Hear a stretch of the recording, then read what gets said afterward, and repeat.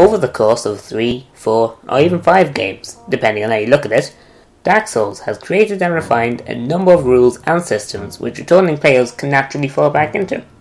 Dark Souls, being as vague as it is, a lot of these are unwritten, with players gaining greater understanding of the mechanics the more they interact with them and play the game.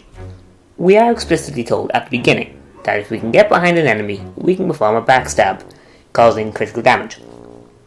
What we are not told, however, but come to realise the more we play the game, is that we can only perform a backstab on humanoid-shaped enemies.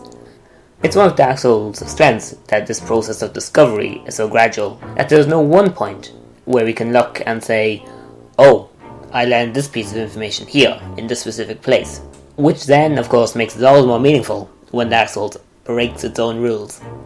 Take the hulking brute here. Traditionally, his size and shape communicates that the backstab should be possible. However, when you go in for the kill, it just doesn't happen.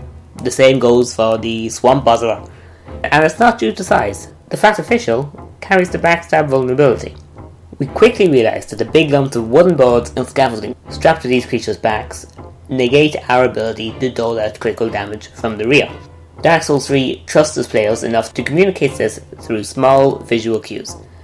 It knows full well that returning players will always be on the lookout for even the smallest attention to details. And Dark Souls 3 is a game that is all about looking back across a series and how players have shaped and toyed with it. It's a game about itself, and in that regard has nurtured confidence that only really comes after you take the risks. You've come out the other end a bit battered, but all the better for it.